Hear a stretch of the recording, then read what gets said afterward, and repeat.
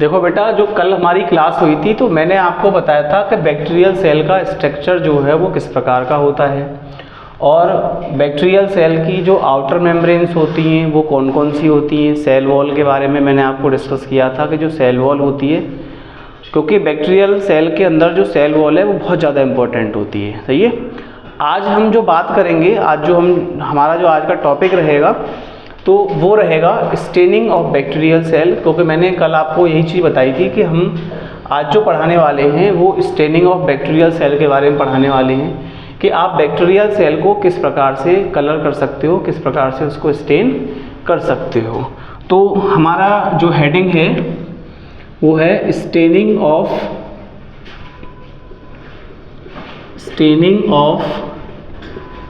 Bacterial cell. Clear, ये हमारा आज का टॉपिक रहेगा।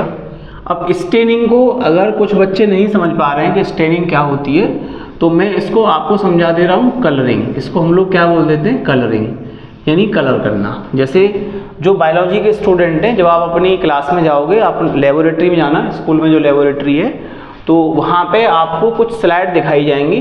तो जब स्लाइड को आप माइक्रोस्कोप में देखोगे तो उसमें आपको तरह तरह के कलर्स जो हैं वो वहाँ पे दिखाई देंगे। तो आप समझ जाना कि ये स्लाइड जो है वो परमानेंट स्लाइड है जिसको कि बनाया गया है। सही है, स्टेनिंग करने के बाद।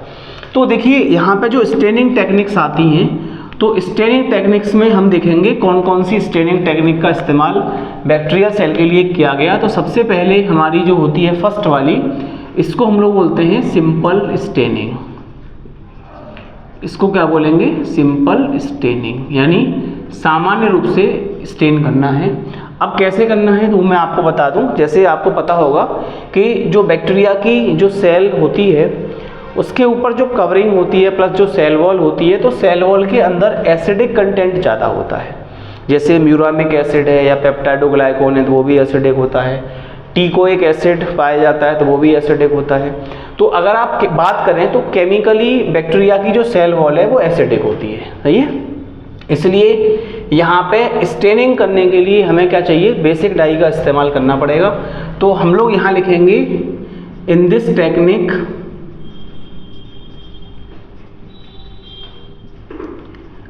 some basic dyes like methylene blue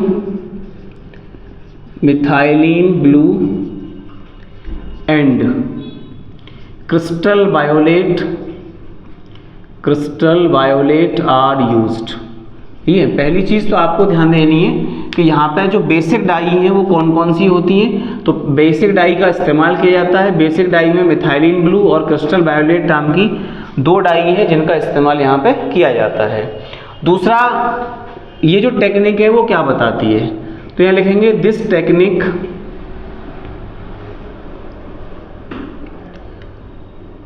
explain shape, size and arrangement of bacterial cell. सही है।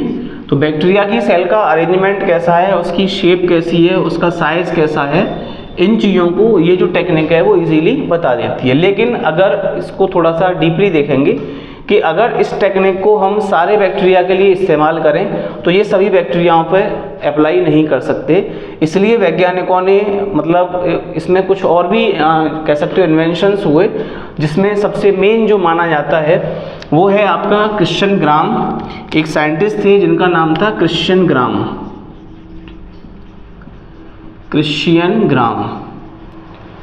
अब देखिए, जो क्रिश्चियन ग्राम साइंटिस्ट थे तो इन्होंने एक टेक्निक का इजाद किया, उसका नाम था ग्राम्स टेक्निक। इसका नाम क्या था, ग्राम्स टेक्निक ऑफ स्टेनिंग।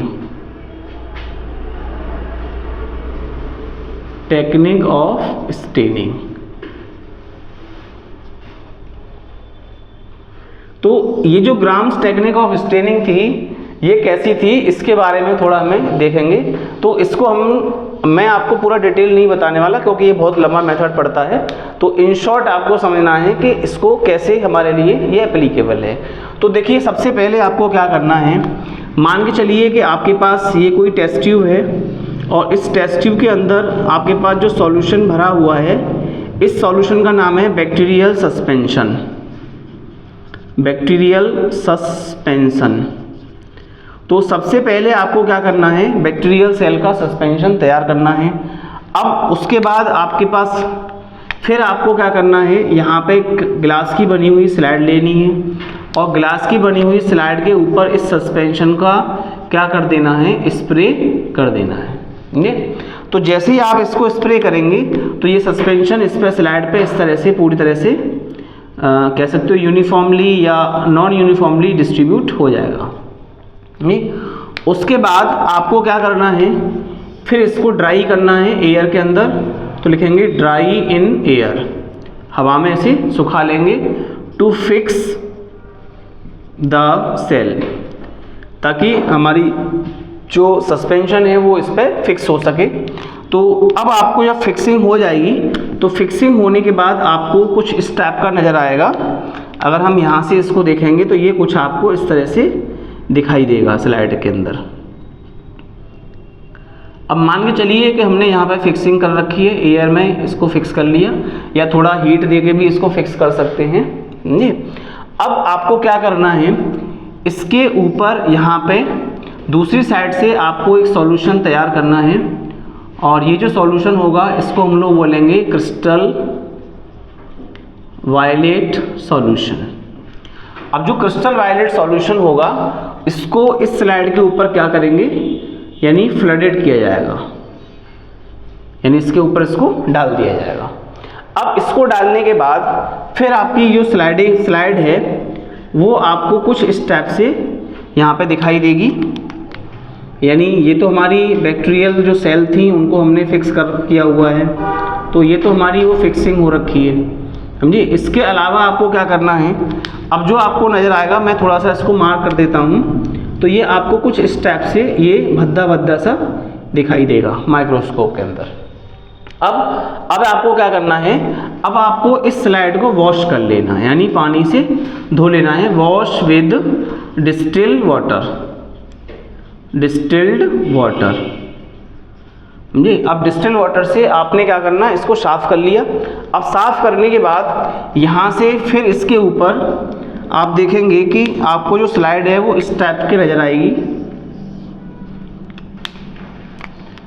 यानी आपको इस टाइप से ये दिखाई देगा, क्योंकि जो इसके ऊपर कलरिंग होनी है वो वायलेट कलरिंग जो है वो हो चुकी है, इस तरह से आपको दिखाई देगा।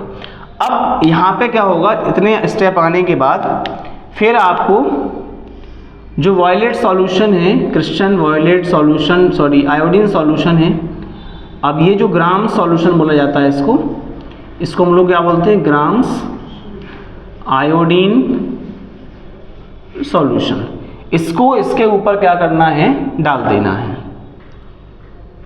यानी इसके ऊपर पोर कर देना है इस सॉल्यूशन को। अब जैसे ही हम यहाँ पे पोर करेंगे और पोर करने के बाद हमें जो यहाँ से स्लाइड मिलेगी, उस स्लाइड को हम लोगों को माइक्रोस्कोप के अंदर फिर ऑब्जर्व करना होगा। तो अगर जैसे मान चलो ये हमारी स्लाइड हमें यहाँ से मिल जाती है, तो आप देखोगे कि इस टाइप से, अब इसमें थोड़ा सा मैं एक कॉम्बिनेशन इस टाइप का बना देता हूँ ताकि आपको ईजिली समझ में आने लगे, सही है। तो देखिए यहाँ पे हमें दो तरह के बैक्टीरिया नज़र आ रहे हैं। अब एक जो बैक्टीरिया हैं, तो हमने बैक्टीरिया की यहाँ पे दो कैटेगरी डिवाइड कर रखी हैं। तो पहला लिखेंगे the bacteria that lost violet colour,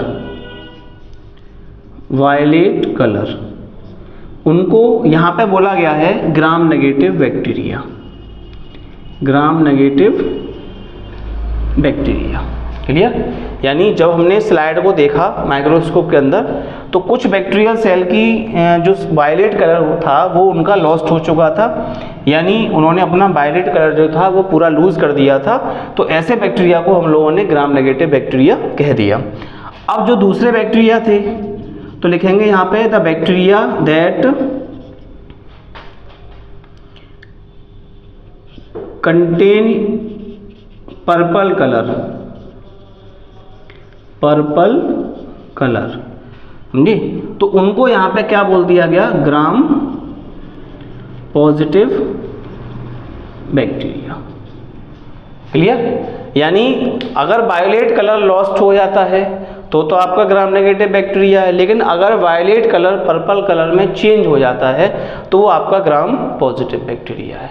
आइए अभी जब हम लोग पढ़ेंगे इसके बारे में कि ग्राम पॉजिटिव और जो ग्राम नेगेटिव बैक्टीरिया हैं इनका मेडिसिन लाइन में क्या इंपॉर्टेंस रहता है, तो मैं आपको बता दूं कि कुछ बैक्टीरिया बहुत ज़्यादा मतलब कह सकते हो कि एंटीबायोटिक मेडिसिन के प्रति रेसिस्टेंट होते हैं और उनकी बॉडी पे एंटीबायोटिक मेडिसिन का कोई असर नहीं हो पाता है, समझे।